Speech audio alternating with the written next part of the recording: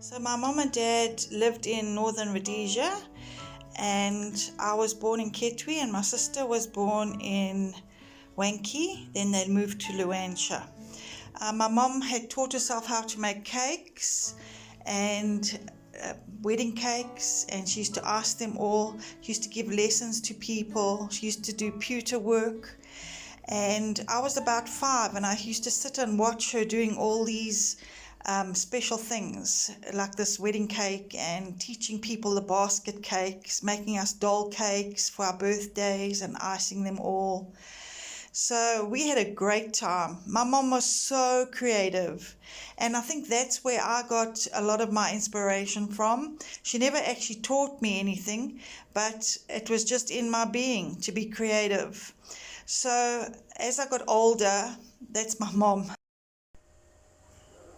That's me. I think we look quite alike there as a teenager. So as I got older, I left school and did hairdressing. Came first in a competition at school and won first prize, a record.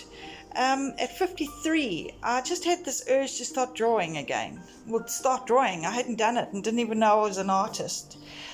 And I did these 2 pictures. I found a gent that was in Four Ways Mall, and he taught me how to use these little tule cells, and that pot and kettle was from that. Only went for 3 lessons, and these are the pictures that came afterwards. I just sat down and started drawing. That was my pencil journey. So I decided it was time to learn oil painting, as I didn't know what to do.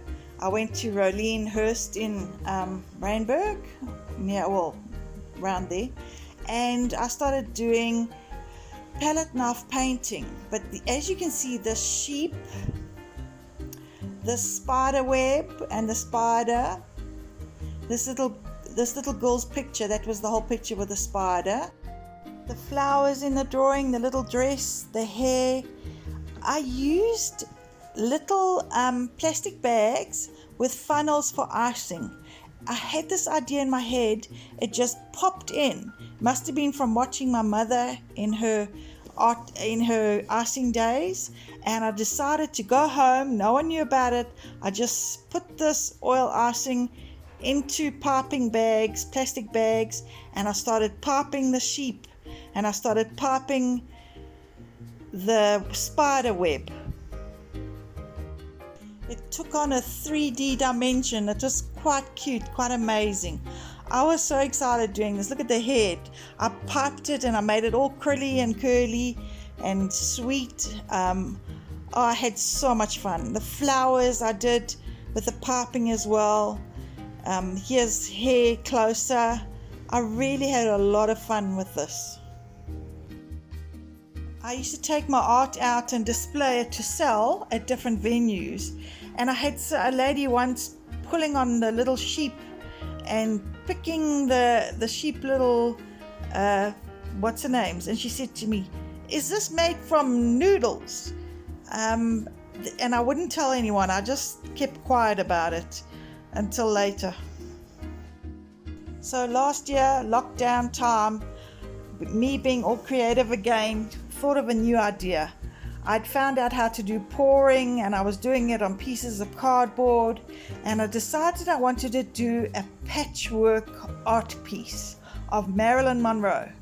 So that was my next venture.